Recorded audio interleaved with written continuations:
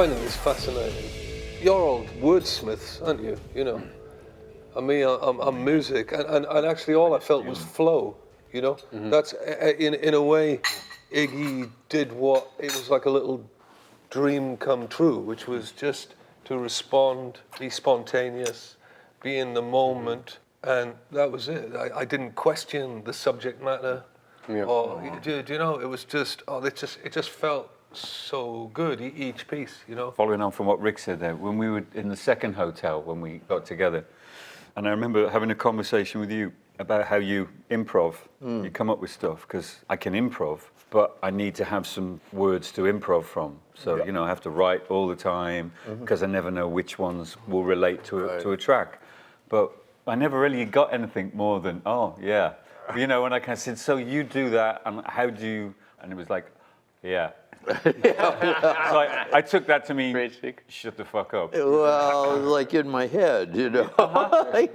Get out of my head, Carl. It's kind of nice in there, you know. I was picking up a few things. Yeah. You know? I kind of mix personal and something I've either heard or read. So in Trapped Song, I'm singing just a personal feeling, but there's a quote in there from the song Frankie Teardrop. It's my favorite Suicide song. And he says, you know, Frankie got married and he had a couple of kids, but it was too hard. Let's hear it for Frankie. You know, and it was just really too hard. That's Frankie Teardrop.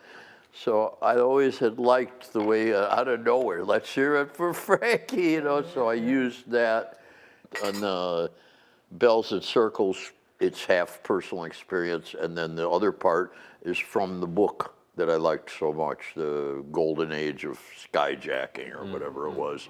Wow, this is great, you know, and then they did, oh my God, I would go on that subject to ruin the whole afternoon right now, but it's just amazing things that people did, you know, hijacking these airplanes.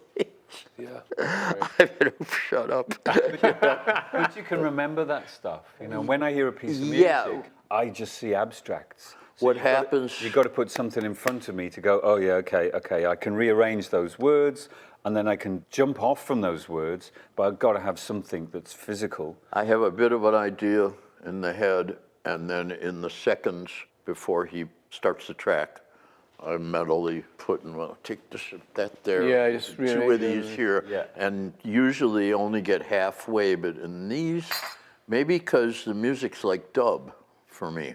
There's no bloody verse or chorus or no particular melody, so made it easier for me to just concentrate on the, what would you call that, the declamation or whatever the hell it is. You know? It's a journey. You can create a journey. Yeah, you can make the little journey and think, okay, maybe one of those and two of that, and then I hope that will take up enough time, you know. I can't get there though. Okay. Because I go into space cadet mode, like, oh, that's nice, it's purple.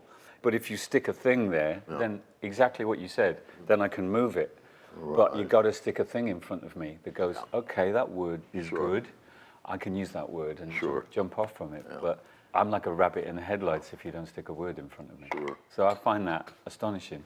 Has it always been like that? Well, I've always been able to do that in certain circumstances. When the Stooges' first gigs, we had 2 riffs in the first gig and 3 riffs, and then we had 4 riffs, and I would rhyme ad lib. There was Dance of Romance, Goodbye Bozos, I'm Sick, and Asthma Attack. Those were our big 4 numbers.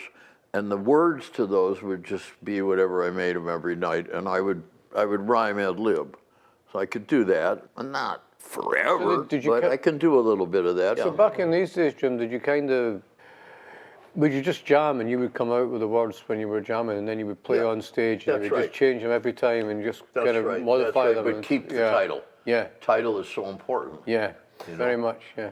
It's always the first thing I have for a book, you know, I get a title and then I work out what it's going to be. People want to know, what is it? Yeah. You start with the title. Start with the title and then decide what it's about, basically. Like. And then you take it on a journey? Yeah. And find out what it's about? Find out what the fuck it's about. Like. And on this one, we have a couple of titles which I really enjoyed. It's only one of them that the title says anything to do with my lyric.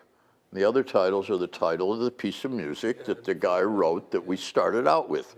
It's sort of like this kid got up on stage in your set and you were playing I'll See Big or Bells and Circles or whatever. It's this loon starts talking about, you know, but there was no need to make titling most of them referent to the lyric would have been wrong. It would have been over. Absolutely. And that's English to me, as the art. They have certain touch for like, let's just lay off this point a little bit and something a little more evocative of what? Yeah. Well, and that gives a little chance for somebody reading it and watching, gives a little more friction and depth. There's a space between that can be filled by the imagination. I never would have thought of that.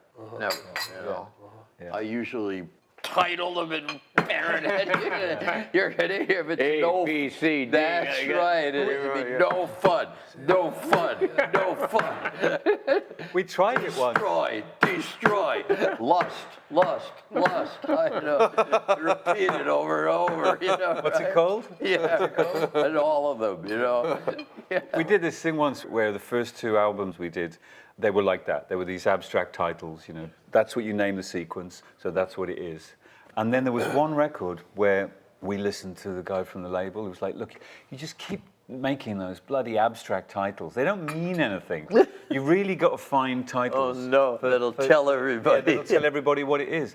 And this is just me, but it just killed it. And I do get it. I really get it. You see a Rock Around the Clock is Rock Around the Clock, and that's great. But for us, the magic is quite often in the, what's that got to do with that? And then somebody tells you one day, well, for me, what it means is this, and you go, really?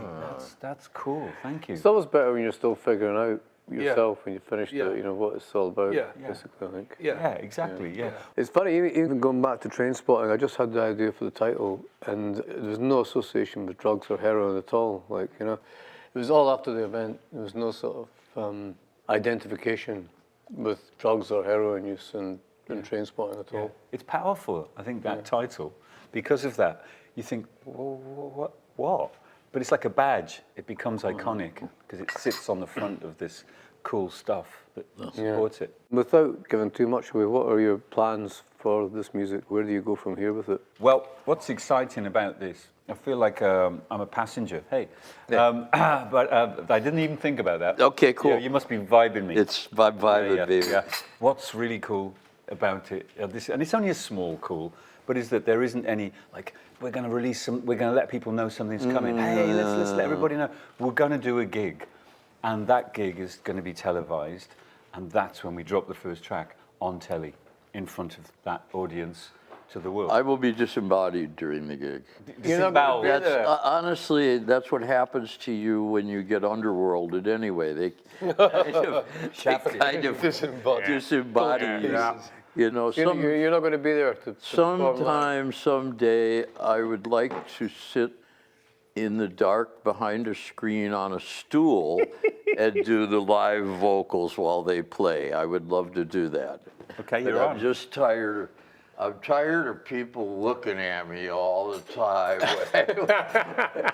except when it's a really, you know, so you put on a nice trot me out for a special occasion, and look at me for an hour, and then put me away, right? But what I enjoy most in life is my secret hours. So probably if I ever did this live with these guys, it would be when they're somewhere where they've got room for an extra hand for bridge or whatever, and I can go behind the thing. Maybe I could have one guy like with a cell phone in my face, like nobody could see me, and I could just say the... Brilliant. Do you know what? We should get like a confessional. Yeah. And you could sit in the confessional. The confessional. Right, there you go. Yeah, it's kind of There you go. gizmoed up. Right, there this you little go. confessional I comes could out. dress as a priest, but I won't interfere with you though. But I can dress as Yeah, I can see that. I knew that was going to have a side effect. More tea with that, Vicar? Yeah. The little youngsters do a physical reaction now when I play gigs. When I play the same songs that for 30 years people just went, or, you know, Now they get into it. Yeah, they jump around. There's a whole other generation that doesn't Yeah. think about music in the same way. They don't kind of say, if they like you, they can't like us. No, if they like us, they can't like It's them. just whatever they can. It's music. Yeah, yeah, Just enjoy exactly. the music, and that's a good Yeah. thing. No It's right wonderful. way to dance No. or anything. Yeah. No, Yeah. no, it's, No. Yeah. it's good. Having said that, I think it's really going to mess with people's heads. This combination, I think a few people are going to go, I thought you were a Yeah. techno band. Yeah. What are you doing with him? Or what are you doing with them? He's awful. Oh my God. Well, yeah, I never saw it coming myself. Like I couldn't see the styles melding, but yeah, And yet, obviously it has. here we all are at this, Yeah, yeah. united by your book. If I had wings, I wouldn't do anything beautiful or transcendent. No. I get my finger into everything I wanted. I do all the beautiful things. Those things you can't